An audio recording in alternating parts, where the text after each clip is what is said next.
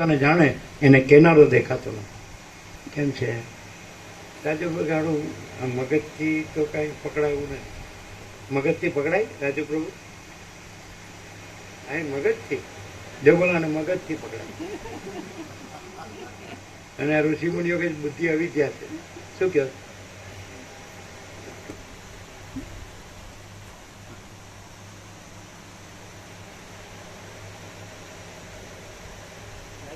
આમ સામે આવી જાય તો અમારે આમ ન જોવું પડે,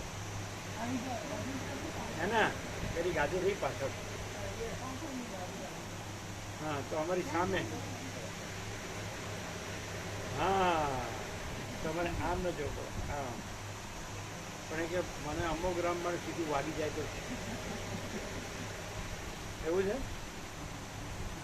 ઠીક લાગે.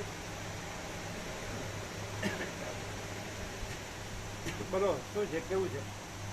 આ બધું વિચારવાથી મળે. આ બુદ્ધિ ગમે તો દોડ દાપડ કરે તો મળે ના. હું બધું જાણું છું. બહુ સારું.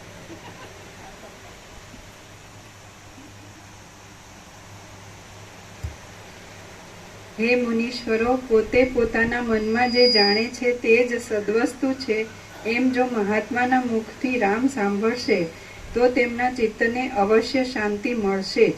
જેમ શરદ ઋતુની શોભા કેવળ આકાશના નિર્મળપણાની જ અપેક્ષા રાખે છે, તેમ રામની બુદ્ધિ દ્વૈતનો નાશ કરીને કેવળ ચૈતન્ય રૂપે રહેવાની જ અપેક્ષા કરે છે.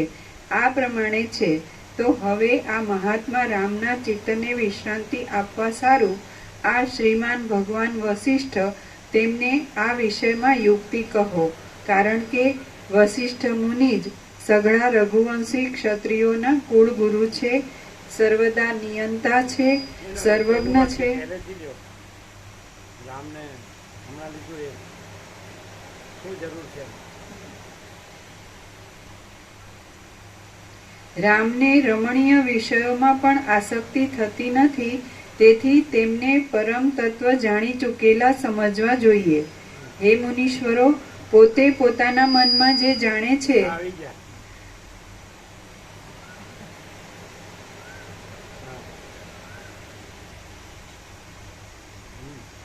હે મુનીશ્વરો, પોતે પોતાના મનમાં જે જાણે છે તે જ સદવસ્તુ છે એમ જો મહાત્માના મુખથી રામ સાંભળશે તો તેમના ચિત્તને અવશ્ય શાંતિ મળશે જ.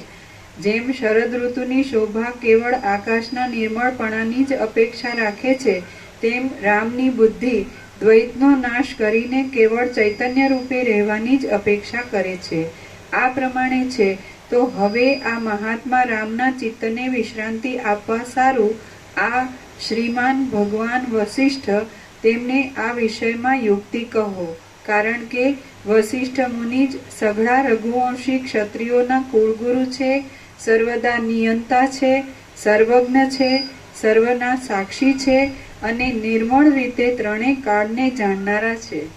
હે ભગવાન વસિષ્ઠ, આપણી વચ્ચે જે વેર હતું તેને શાંત કરવા સારું તેમજ મહાબુદ્ધિમાન મુનિઓનું કલ્યાણ કરવા સારું દેવદારુ નામના વૃક્ષોથી ઘેરાયેલા નિષેધાચળના શિખર ઉપર સાક્ષાત બ્રહ્માએ આપણને જ્ઞાનનો જે ઉપદેશ કર્યો હતો તે તમને સ્મરણમાં છે ને?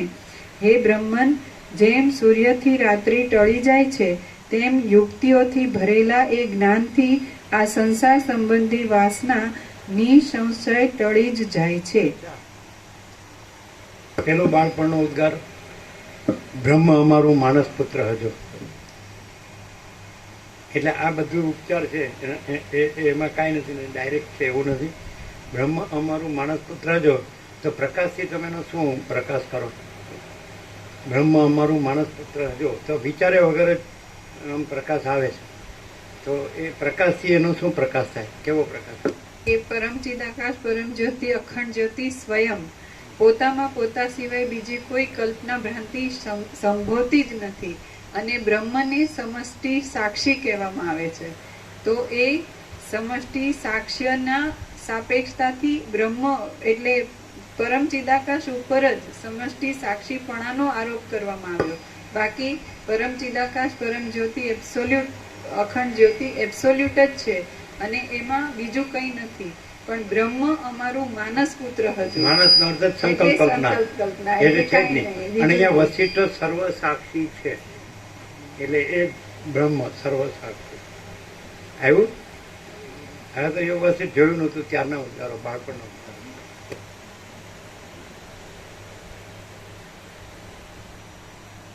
એક એક તમે જુઓ એમ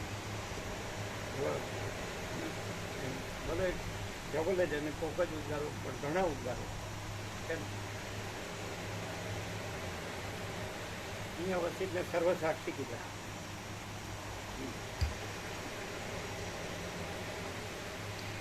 કારણ કે વશિષ્ઠ મુનિ જ સઘળા રઘુવંશી ક્ષત્રિયોના કુળગુરુ છે, સર્વદા નિયંતા છે, સર્વજ્ઞ છે, સર્વના સાક્ષી છે અને નિર્મળ રીતે ત્રણેય કાળને જાણનારા છે. જો હે ભગવાન વશિષ્ઠ, આપણી વચ્ચે જે વેર હતું તેને શાંત કરવા સારું, તેમજ મહાબુદ્ધિમાન મુનિઓનું કલ્યાણ કરવા સારું. જે ત્રણેય કાળ નથી એને જાણનારા છે, પણ એ જાણપણું એ પણ નથી. અને પોતે એવું કીધું કે ઈશ્વર અવિદ્યા છે તો શુદ્ધ તત્વ છે એમ કીધું. તો એમાં બે ક્વોલિટી છે, સ્વરૂપ જ્ઞાન ને સ્વરૂપ ધ્યાનથી એ પરમ ચિદાકાશ પરમ જ્યોતિ અખંડ જ્યોતિ છે. પણ હવે આ જાણપણું છે એ પોતા માટે નથી, પોતે પોતાનું સાક્ષીપણું નથી, તુર્યાતીતપણું જ છે. પણ વશિષ્ઠ સાક્ષીપણે છે, તો એ સાક્ષીપણું છે એ સાક્ષ્યના બાદથી સાક્ષીપણું બાદ કરે છે. પોતે સાક્ષી છે એમ નહીં એટલે જ નહીં રહેવાનું, એમને એટલે જ નહીં જોવાના, એ તુર્યાતીત જ છે પોતે પરમ. એટલે રામ જ્યારે એમનું સાક્ષ્યપણું બાધિત થયું નિર્વિકલ્પ સમાધિમાં, ત્યારે એમણે કહ્યું કે હે પરમ ચિદાકાશ વશિષ્ઠ મુનિ. એટલે વશિષ્ઠ તો પરમ ચિદાકાશ પરમ જ્યોતિ જ છે, અખંડ જ્યોતિ જ છે. પણ ત્રણેય કાળનું જાણનાર એટલે શું કે ભ્રાંતિને જાણનાર શું, એટલે ભ્રાંતિ નથી, એટલે સાક્ષીપણું નથી. રામનું અત્યારે સાક્ષીપણું આ કેમ દેખાય છે, એટલે ભ્રાંતિને જાણપણું થયું ને, તો એ ભ્રાંતિ કાંઈ નથી, એટલે તમારું સાક્ષીપણું નથી. તમે તુર્યાતીત છો, એટલે પરમ ચિદાકાશ પરમ જ્યોતિ અખંડ જ્યોતિ. આ સમજાય? આ હજારો પપ્પા જ નથી, આ જો હે સો હે છે, પ્રકાશ જ. ખ્યાલ આવે?